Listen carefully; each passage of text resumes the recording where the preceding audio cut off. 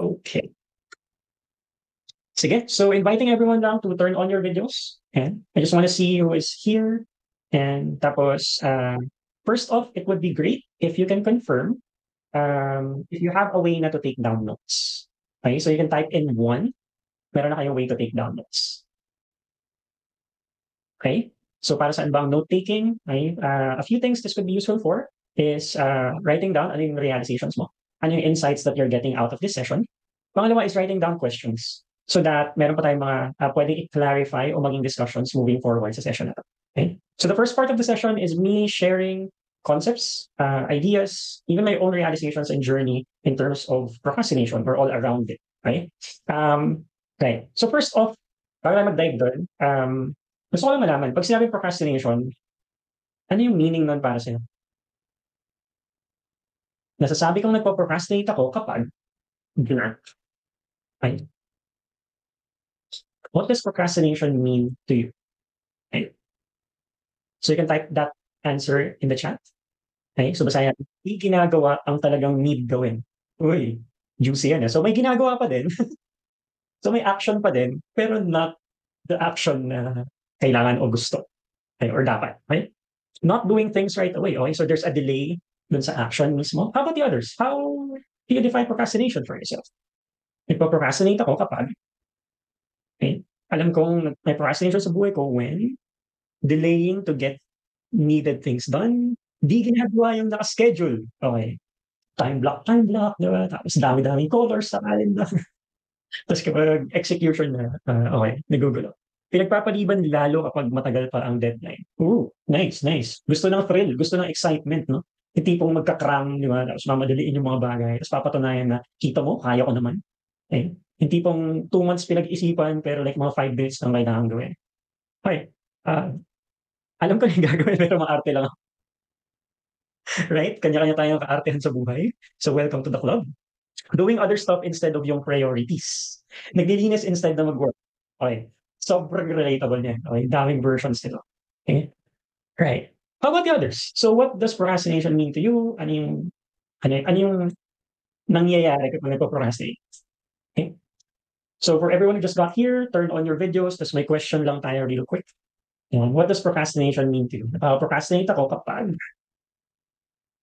Okay. Sige. So we still have 1 minute before we move forward sa actual stuff I want to share. Okay. Meron ba tayong answers? Ano ang procrastination para sa'yo? Ano nangyayari kapag nagpo-procrastinate ka? Paano mo nalalaman na nagiging procrastination yun? What's happening? Mukhang napigalan natin yung answers natin tonight. Parang bilis naman. O dinedelay nyo lang yung sagot nyo. Nakakatawa kasi ang daming pwedeng maging fun dito. Okay, sige. Let's move forward. Okay. So, right. Ibig sabihin ba ng procrastination walang action?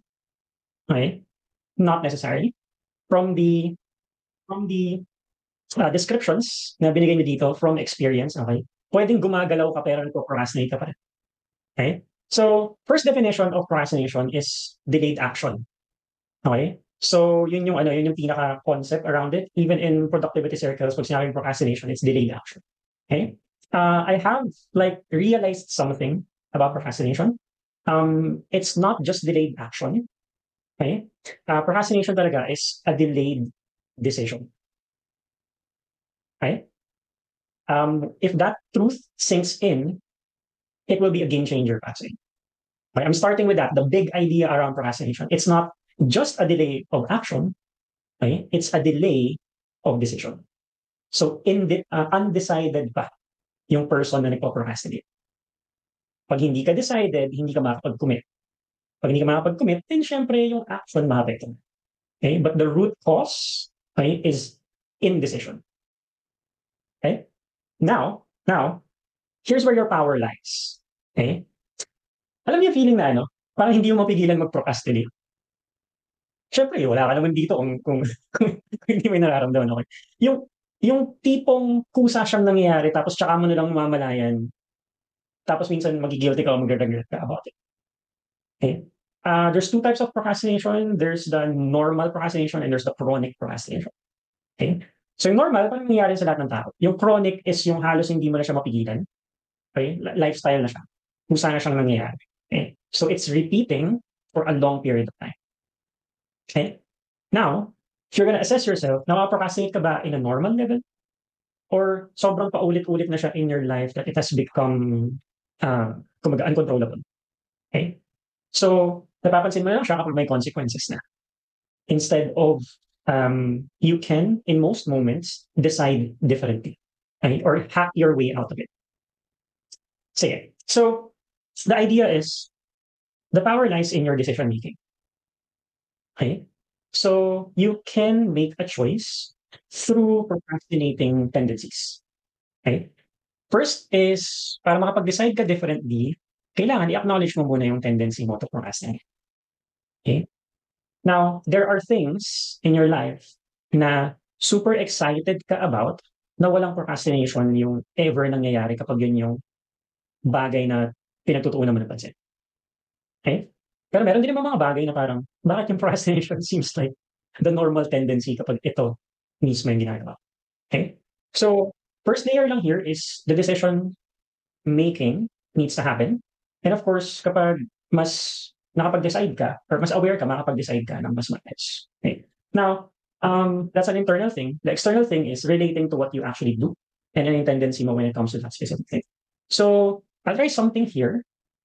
I'm gonna share my screen and probably draw a bit. So, set up ko lang ito. Hindi ko alam if this is all good na. Okay. All right. So let me know if you are seeing this. Ayusin lang natin ang konti para nakikita ko pa rin. All good. Right, so kindly let me know in the chat if okay na sa inyo.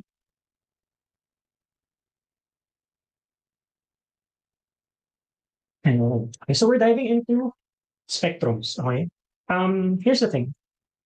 There are productivity hacks or procrastination hacks. Meaning, kahit may tendency tayo to procrastinate, pwede natin pag-usapan lahat ng techniques para ma-overcome yung procrastination in the moment. Okay? However, there's two ways to solve a problem. So, example, ito yung okay. Example, ito yung problema.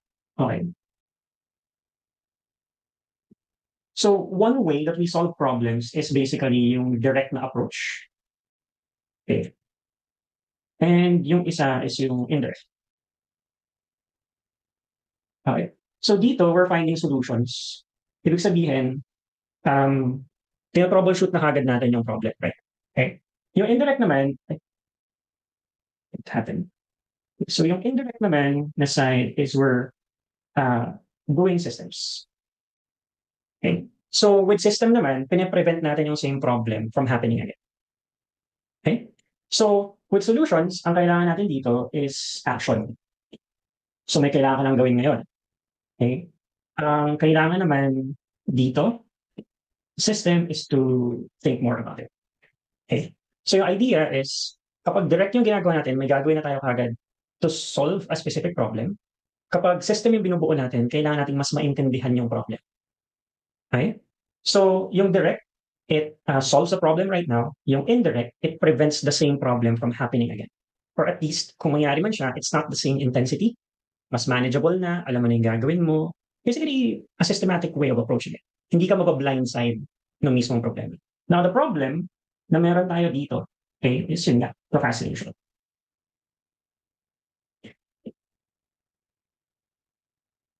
Ang saya, ang ganda ng sulat ko pag sa iPad. So, the idea is, procrastination, we can deal with lahat nitong direct na stuff, but you already have so many sources out there, okay, that can help you deal with procrastination in the moment. Karamihan sa atin would be, ang experience ay, hindi lang basta we want to hack our way into like being more productive kahit may procrastination, but we want to lessen procrastination, probably even eliminate it, okay? Or kung mangyari man siya, alam mo how to bounce back from that experience, right? Can you actually confirm, mas saan ka nag-lean dito sa dalawa? Type 1 if it's like finding solutions, taking action ngayon, or mas pag-isipan, understand procrastination in itself? Ano yung mas trip mo mangyari right now in your life? Of course, we need both.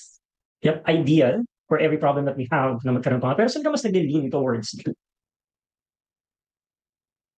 Okay, merong two, merong one.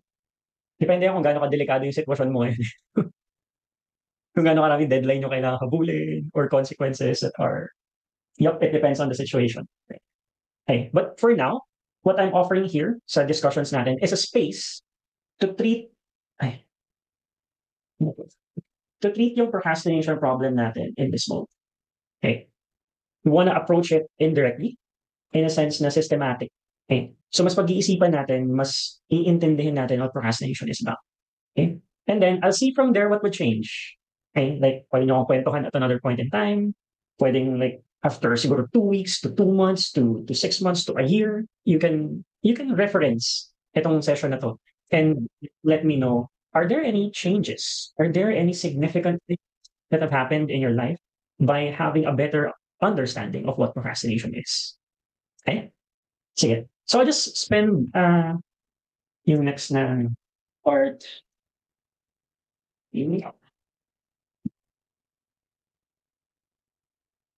Okay. So procrastination. Right. So ang hirap pala nito, may pumapasok sa Zoom room tapos nagdo-drawing ako. Anyway, so showing here two ends of the spectrum. Okay. So our procrastination deals with itong dalawa na to. When it comes sa mental and emotional level. Okay. It's pain versus pleasure. Okay. Technically, part sila ng isang experience.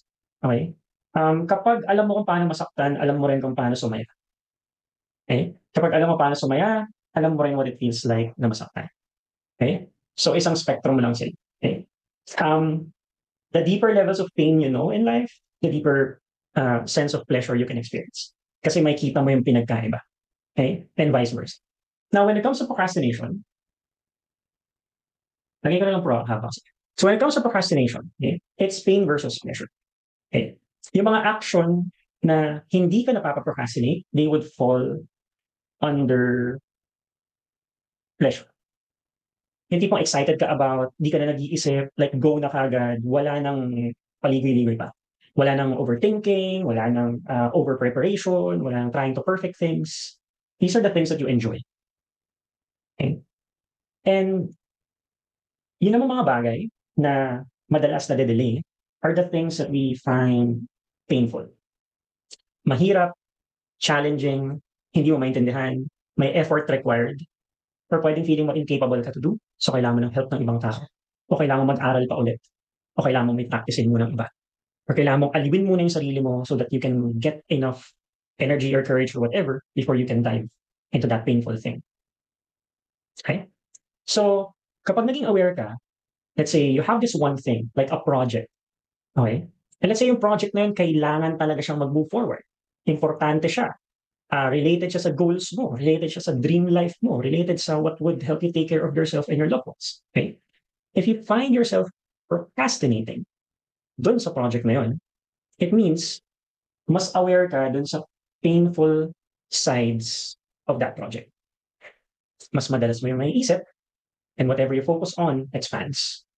Therefore, yung emotional na atmosphere mo tungkol dun sa project na yun is ayoko muna niyan, kailangan ko iwasan kasi painful ito. Okay? However, project man o hindi, okay? If ang nakikita mo o mas aware ka is yung pleasurable side of that project, you're drawn to it. Na-energize ka, may passion, there's kumbaga, may danger rin naman na puro kumbaga excitement lang and action, but at least mas madaling gumalaw. Walang friction, smooth, hindi mo kailangan masyadong pag-isipan o mag-prepare and things are moving. Okay. So really, it's a matter of kung nasan yung focus natin. Okay. Isa sa mga resources na pinag-uusapan namin sa productivity sessions, okay, na kailangan nating alagaan is yung tinatawag nating attention. Okay. Attention basically is the quality of your focus. So, look at the projects right now na nagkakaroon ng delay in your life. Na yung usual na attitude is napapa-procrastinate ka. Okay? And start to list down like a pain and pleasure column. So like there's a list na dalawa magkahati. Okay. What are the things that are painful about this project? Mga bagay na ayaw mo, mga bagay na challenging, mga bagay na mahirap, mga bagay na, kumbaga, minsan naiinis ka pa nga kasi kailangan niya. Okay? And then, as a counter measure, list down the things that you actually find enjoyable within the project. Okay? Despite the painful part. Because I tell you, if walang sense of pleasure dun sa project itself, like 0%, you won't even aim for that project. Okay? Pero alam kung pinasa lang sa'yo yun. Pero alam kung talagang, di ba, pala desisyon yung tawag mo tapos ginawang project mo yun kahit hindi talaga. That. Okay? But if there's an active thing in your life, like a project of sorts na mga kailangan gawin, sinet mo yun kasi mayroong part sa'yo na alam na may something pleasurable with that specific thing. Okay? So, bigyan natin ng chance na lumabas yung pleasurable side of that project. Okay? Now, sa dalawa to nahati. Okay? So, pag ginawa mo na yung listahan, sinabi natin yung list, di ba? So, meron kang project in between. Sorry, dito. Okay. So, meron tayong project dito. Identify mo yung project mo na nakaka-procrastinate ka about. So, hatiin natin yung list. Ilista mo dito yung mga painful sides of that project. Ilista mo dito yung mga pleasurable sides of that project. Okay? Now, once you've listed that down, makikita mo yung categories. Okay? So, there's a timeline side to this. Okay? So, pag sinabi natin timeline, it's basically past, present, and then future. Pero hindi ko alam talaga kung sino yung nag-isip nito. Matagal ko na gusto gawin ito, ganyan, gawin kong future para at least lahat sila P. Diba? But, yeah, bear with me. So, past, present, future. Okay? So, meron kang mga bagay na nilista dito sa pain side of things. Okay? Na painful sila because of things that have happened in the past. Okay? So, hindi talaga painful yung actual project. Ang painful is coming from a memory. Okay? An associated experience na hindi naman talaga nangyayari ngayon. Okay? Pero galing sa sarili mong hugot. Okay? One example is, I used to be a general virtual assistant. Okay? Which means random tasks. Okay, kung ano yung project, like all of those things. Right? And then eventually I became a consultant and then I created an agency. Right? That's like an 8-year, 9-year-ish time frame. Right? So general VA, tapos naging consultant, tapos nag-build ng agency. And then, yung first 5 months ng agency life ko, so ang dating kasi nun parang, yes, graduate na ako sa pagiging VA. Oy, from consultant, may agency na. First 5 months of building that agency, walang agency clients. Actually, nagkautang pa nga kasi may dalawa kaming clients na nag-start na kami mag-work sa kanila pero nagkaroon sila ng breach of contract. So hindi rin kami nabayaran. Okay? So first 5 months of that agency life was like hell. To the point na kailangan kong bumalik sa general VA gigs just to get by. Okay? And there was a lot of procrastination in between. Kasi kaya nga ako nag-build ng agency kasi ayoko na sobrang dami yung ginagawa. Okay? But for the sake of survival and needing to do things to keep the agency afloat, since di ako pwedeng i-fund ng agency, dahil wala naman siyang sariling kinikita, kailangan ko ulit bumalik dun sa ibang VA gigs na pangtapal dun sa iba ko kailangan. Okay? But I hated the whole thing. Pero akala ko what I really hated was yung VA tasks. Hindi. What I hated is yung pain of viewing myself less when I'm doing VA tasks. Right? But it was just an association inside my head. Ngayon, kung may mga gagawin ako kahit ano, wala na akong talaga masyadong pakialam. Kung VA ba yung dapat gumagawa nun o ako. Yeah. So that's something I had to heal from, something I had to deal with. Okay? It's a pain associated in the past. Okay? Next is pain in the present. Okay? So, yung challenge, yung pain, talagang ngayon mo lang talaga naranasan through this specific project. Okay? Therefore, very fresh yung experience of pain. Okay? And that's what's keeping you from, okay, navigating this whole thing. Ito yung tipong umiiyak ka na everyday pero kailangan mo pa rin mag-prospecting. Parang, kaya parang bagsak na yung katawan ko pero tas di ko alam kung ano yung isi-send ko na next message sa cold email pero kailangan ko pa rin mag-power through. Okay? So hindi associated sa anything that has happened in the past. Like very fresh yung experience of pain right now. And mahirap kasi hindi mo pa alam how to handle, how to navigate. Plus yung timeline. Kapag habang mas tumatagal, di ba? Kahit sa una parang, let's say itong baso na to, hawak ko lang siya. Pero habang tumatagal, mas mangangawit na ako kung hawak ko lang siya. Even if it's just the same weight of water inside this. Okay? So there's different layers to that. So ask yourself, yung bang pain na nararanasan ko about the specific project is related to the past? O pwedeng it's a new thing I'm encountering right now, so it's like very present oriented. Okay. Now, the pain of the future. Right? The pain of the future is actually most likely a helpful thing. Okay. But it depends pa rin sa focus. So you can focus on a negative future, you can focus on a positive future. Okay.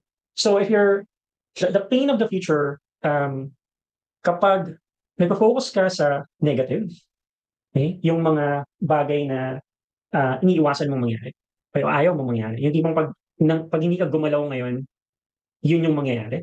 Okay? A negative future is helpful. Kasi pinoproject natin yung fear natin into an advanced timeline and nafe-feel natin lalo na, okay, ayoko talaga mangyari yun. I need to do something. Okay? But most of the time, yung future na maganda, na hopeful, na visionary, na forward facing, okay? It usually tends na na-compromise natin yung action taking in the present. Okay? Imagine mo pa lang yung future, you feel so good about it. And hindi mo na kailangan masyadong gumalaw right now because you are already fed with the sensation of the goodness of the future that you've imagined. Does that make sense?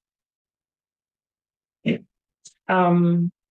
We move better kapag meron tayong emotional need na kailangan i-sort out. Okay. If it's all positive, yung future na nakikita natin, we tend to ang tendency is mas ma-delay yung decision making, mas ma-delay yung action. Okay. Now I'm gonna relate this with as of now in many personal development circles, narinig natin yung concepts about abundance. Nothing really wrong with that. We need to feel abundant and aim for abundant life. However, we're also looking at the effect. Okay? So there are different studies around this. Let's just say no 80s. The generation was raised, 70s, 80s, the generation was raised to focus on higher self-esteem. Okay? Meaning kapag mas maayos yung self-image mo, yung self-worth mo, what happens is mas better yung future mo. Okay? So that builds self-confidence and you can grab opportunities, stuff like that. Okay? What that approach led to is more entitlement. Okay? So from kids na binibuild up yung self-esteem nila, nagkaroon ng distorted view of how the world works. To the point na everything needs to kind of adjust doon sa kid or habang nag-grow siya as an adult. And I'm actually part of that generation. Like the millennials are part of that generation. Okay? Na it's more of a self-esteem mode, like building yourself up, confidence and all of that. That has led to a lot of sense of entitlement.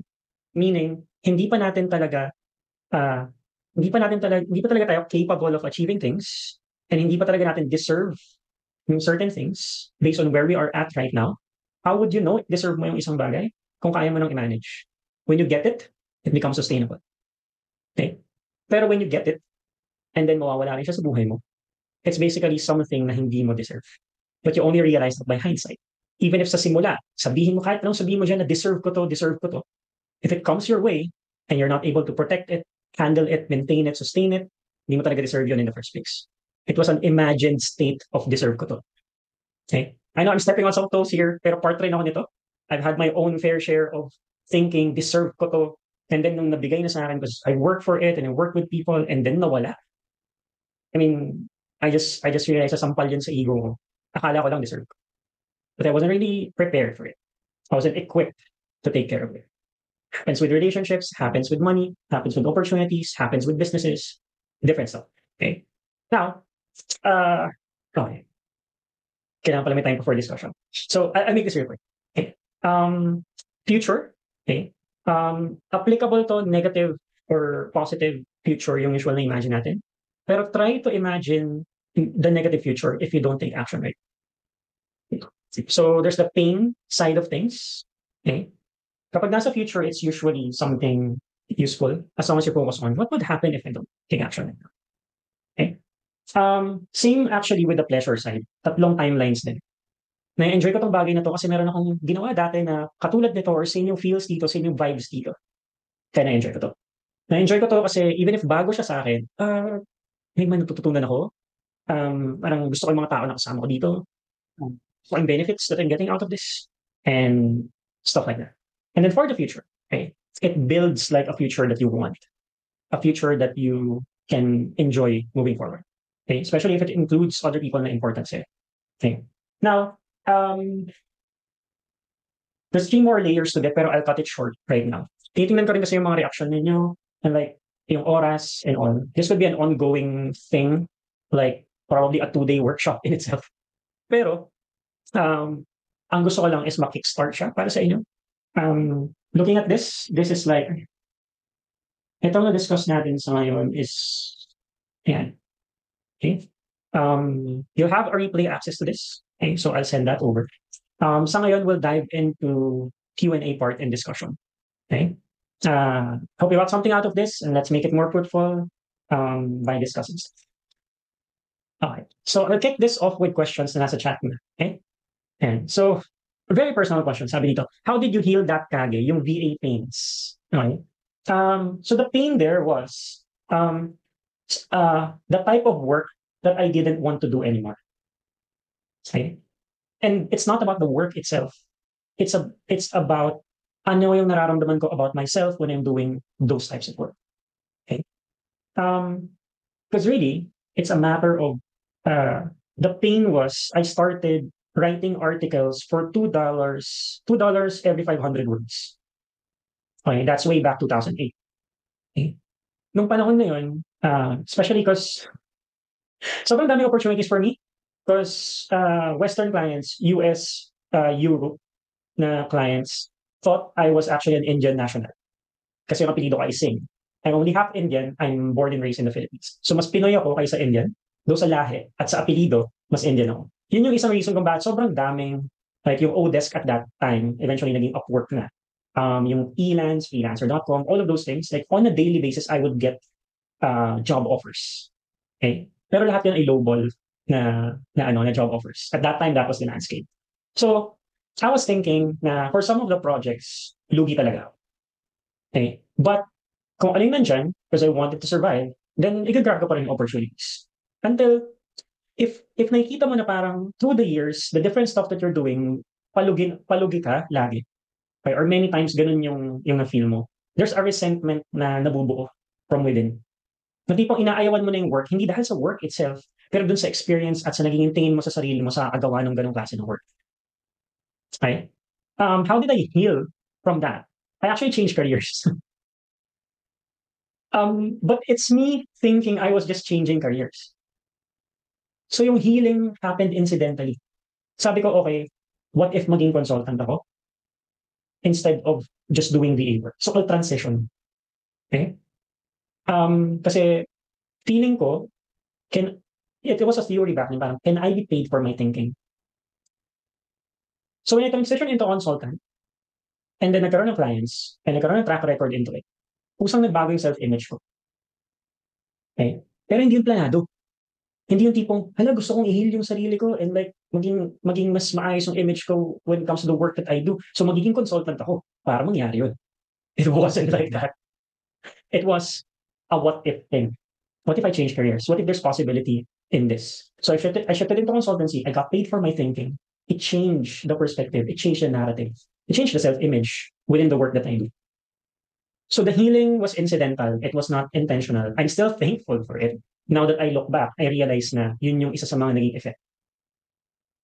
Like, sumugal ako sa isang career na may potential to be paid for what I love to do or what I'm natural at, instead of just settling for kung ano yung nakasanayan ko. Okay? That paved the way for that healed self-image when it comes to work. Pero ngayon, wala na akong pakialam kahit anong ginagawa ko. Kumbaga, there are times like kakalikutin ko yung Google Sheets, which is like VA work, di ba? May mga times na mag-set up ako ng landing page, ng website, all these things. Wala na akong pakialam talaga masyado. Now, the difference naman with that, it's not about the work. It's about the purpose of the work. Okay? So, yeah. Anyway, other questions from the group. Sa mga di naka-video on, magpakita naman kayo.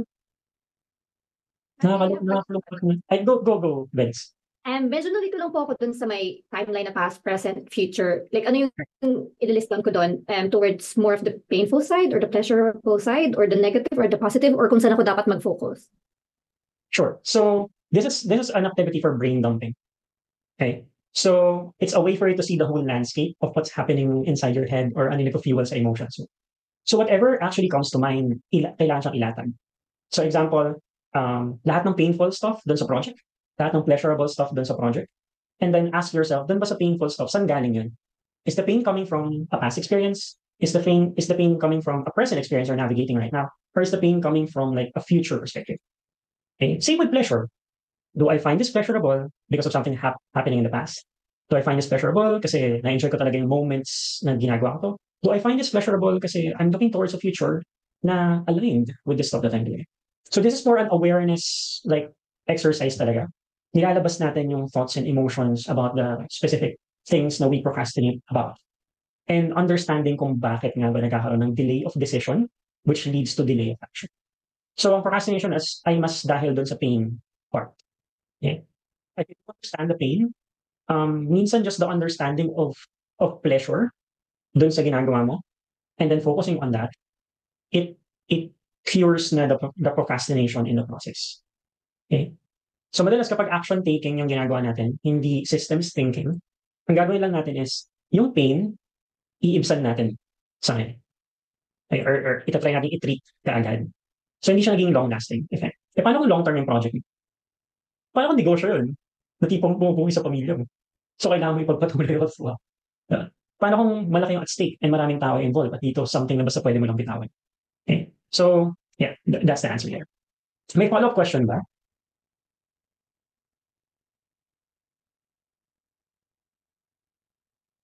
Okay. I guess we're good. So, right. Next question here. If there is a way to use positive vision, is there a way to use positive vision to push us better? Kasi what if I get too anxious about a negative vision that it doesn't push me? What can I use to temper it instead of opting for a negative vision? Now, here's the thing. The energy here is resistance. Okay? It's not really about the negative vision. Okay? Kasi as I've said, negative man o positive, meron silang paggagamitan. Meron silang usefulness. Okay? So, hindi lahat ng mga bagay na we deem as negative, ibig sabihin walang magandang epekto. Hindi rin naman lahat ng positive, ibig sabihin maganda lang lahat ng effects. Okay? So, we're looking at labels and we're looking at effects. So, useful ba yung naging epekto ng specific labels? Okay? So, hanggang saan useful? Hanggang saan harmful? Okay?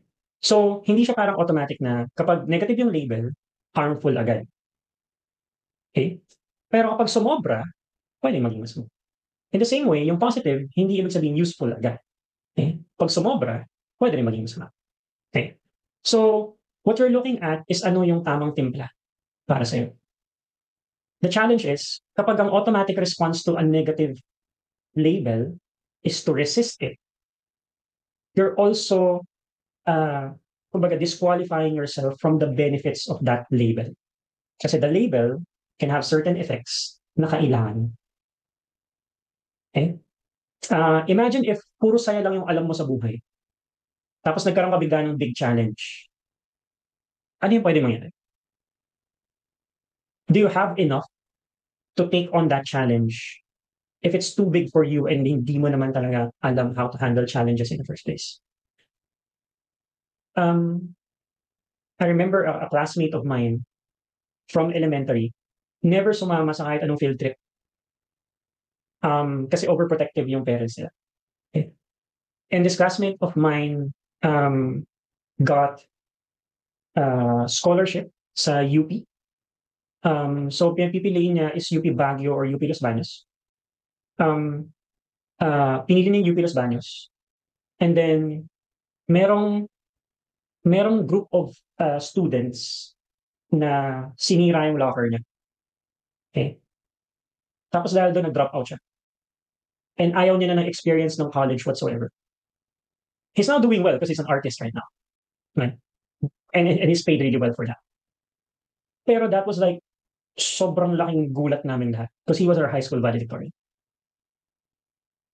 So, that's basically the story. Never sumama sa akin sa ang field trip, overprotective yung parents. Like, hindi sila pwedeng lumabas. All of those things. Right? Lahat ng sobra, even if it's a positive thing, can have negative effects. Okay? So, you're looking at just accepting the whole thing. Okay? It's not about positive versus negative. It's about, okay, negative, how can this be useful? Okay, positive, how can this be useful? And at the same time, kailan nagiging harmful tong negative na to? Kailan nagiging harmful tong positive na to? Because if you get to look at those layers, everything really just becomes ebb and flow. So, kailan mo mas magagamit yung positive, kailan mo mas magagamit yung ayan. Yeah, but the energy is resistance. So that's what we want to be aware of. So allow for more acceptance. Any follow-up questions to this? O meron kang ibang tanong right now?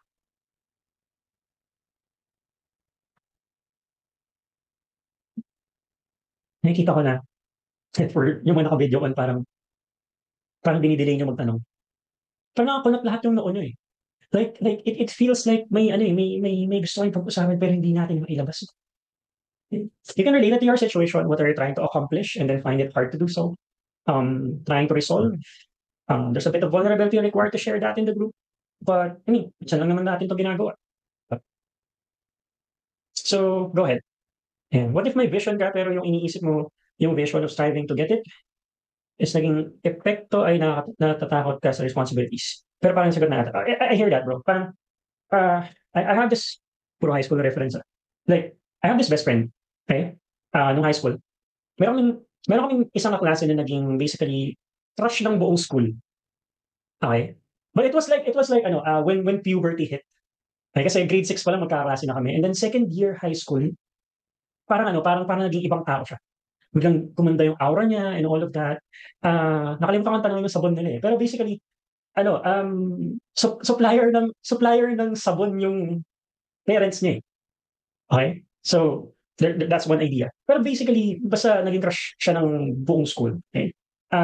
Yung best friend ko, lagi namin pinag-uusapan yun na crush ko talaga na yun, niligawan ko and all of that. Ang nangyayari was, parang lahat ng time, energy, attention na sana ginagamit niya sa panliligaw, ginagamit niya para kwentuhan lang ako. So parang, naubos yun. Imbes na nililigawan niya na, kumbaga, pinag-uusapan lang namin yung goal niya. Okay, like siguro for mga 2 quarter, so 6 months in the year, pinag-uusapan lang namin yung goal niya. Which is, pre, gusto ko talagang ligawan siya. One of those things. Pero, hindi ko rin na-realize na ako yung nagko-consume ng time, energy, attention niya para ma-execute niya sana yung plan niya. Okay? As opposed to, I have this other friend na actually, nung elementary ako, binubuli niya ako. Pero naging kaibigan ko siya nung high school. Okay? Siguro dahil gusto niyang bumawi sa pambubuli niya sa akin nung elementary. Anyway, siya naman, binabangit ko sa kanya yung gusto kong ligawan at that time. Ang ginagawa niya was, binibigyan niya ako ng pera. Kasi binibigyan niya ako ng pera galing sa baon niya. Tapos binibigyan niya ako ng instructions, ano yung mga pwede kong pag-ipunan na extra na bilhin. Tapos yun yung ibibigay ko. Pumupunta ako sa bahay nila, sinasabi niya sa akin na okay lang, stay ka muna dito, kahit dito kayo mag-telebabad. So landline pa at that time, tinatawagan ko yung crush ko with the support of that person na binubuli ako ng elementary na naging friends namin nung high school. Basically, may practical siyang action so wala akong kwentang best friend. So parang tagapakinig lang ako nung best friend ko dun sa gusto niya ligawan. Habang yung isa kong kaibigan, pinupush niya ako, binibigyan niya ako ng resources. Nag-aambag siya galing sa baon niya para may pambili ako ng Ferrero. Like yung ganun kasi. So, nakaka-take action na kagad ako. Okay. So, look for saan ba napupunta talaga yung time, energy, attention. Because there's a kind of like envisioning things, pero doon pa lang sa pag-envision na ubos ka na. Therefore, wala nang sapat to actually execute on the matter. Now, the fear, usually for people like you, bro, who's experienced, who's capable, who has a proven track record in the craft that you have built, the fear is not really coming from kaya ko ba o hindi. Okay? The fear is coming from may sapat ba akong bandwidth to execute. So kahit alam mo na kaya mo, nakakatakot siya kung feeling mo hindi sapat yung bandwidth mo para banatan yung kaya mo. Okay? It's even with athletes, right? So parang uh, kaya ba dumakdak ni Kobe? Yeah, for sure. Pero ilan lang yung minutes ng playing time niya. And within that playing time, ilan lang yung kaya niyang dunks na gawin or scores or points. So lahat tayo merong playing time, merong bandwidth, merong limit. Now, may iba pa tayong ginagawa sa buhay na hindi necessarily related to that specific goal that we're envisioning. Yeah. And all of that also consumes yung playing time natin. Okay. So, it's actually helpful that there are certain fears that we have related to what we are trying to build, what we are trying to do. Because that makes us more mindful, hanggang saan ba yung limit ko right now? Ano yung mga kailangan kong i-adjust para ma-extend tong limit na to? O ano yung mga kailangan kong i-adjust, not necessarily para extend yung limit, pero masulit ko yung current limit natin. Okay. So just awareness with the limits can actually help you maximize things. And the fear is there to remind you that you're human. Yeah.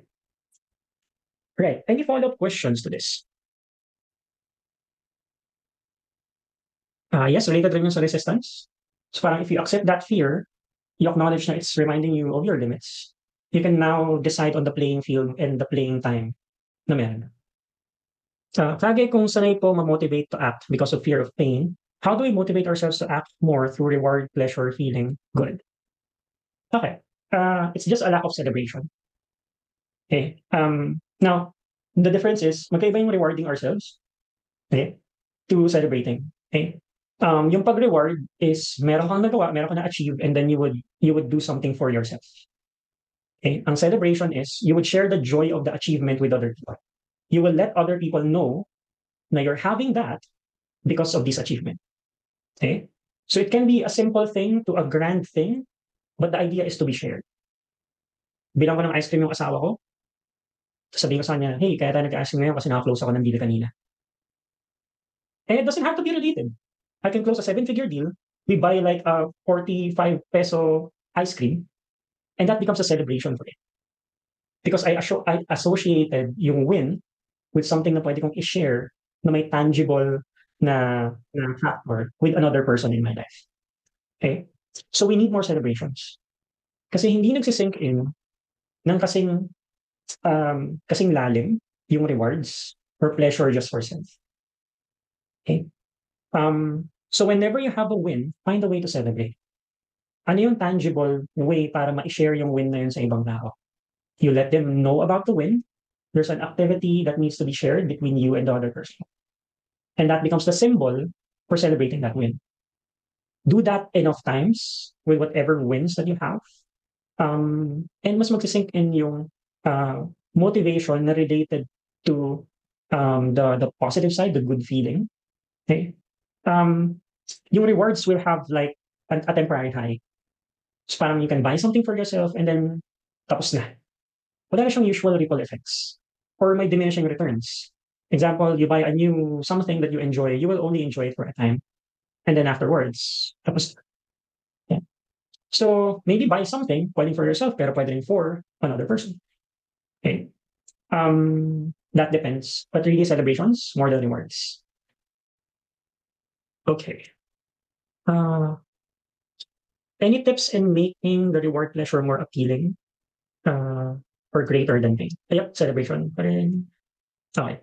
So we have 2 minutes before the session ends right now. And I know possibly bitin to para sa iba pa. But yeah, kung meron pa, pahabol. Meron pa bang follow-up questions right now? Closing in 3, 2, 1. Okay, safe. So yeah, if you're here and you've listened through all this, I just have a quick favor to ask. Okay? I'd love to know your feedback on this session. Okay? So I'll be sending a link here. Quick feedback form din siya.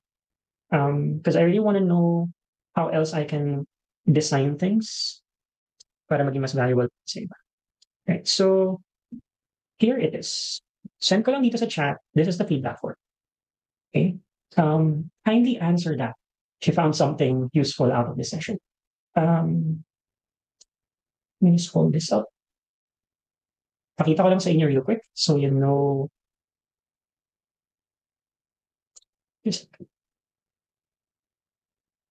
And so you know what it is. Okay. So this is a quick feedback form. So when you click on that link, I think makita nyo.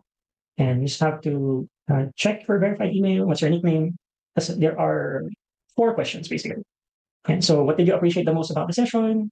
What do you think we can still improve with sessions like this? And what type of people do you think would benefit from sessions like this? Then what would you feel like if you won't be able to join a session like this again? Okay. And lastly, you have an opportunity if you want to receive more information for both free versions of sessions like this or paid versions, because we do this every Sunday for a group of my students. So you can opt for you want to receive more information or not. Okay. So ito lang kami yung quick feedback form and I would appreciate it if you could answer it. And so, kindly click on that link. Tapos send ko rin to dun sa mga GCs kung saan nandun. Okay. Yeah, so for now, actually, sobrang dami pang pwedeng pag-usapan. But what matters is how will you use what you got from this one? Okay? Kung ano yung nakuha mo from this session, what matters is magagamit mo siya. Okay. So just ask yourself, how can this be useful? What will I do differently since ngayon alam ko na to? Okay. And I'm just excited to know more about ano man yung magiging updates ninyo. PM nyo lang ako. The goal pa rin is to help people grow, as always. So there. Maraming salamat everyone for this session. And picture lang tayo before we go. And so if you want to join the pic, video on lang. Right. So I'm counting. Game. And 3, 2, 1. And maraming salamat everyone. And yeah, have a great week ahead. Take care.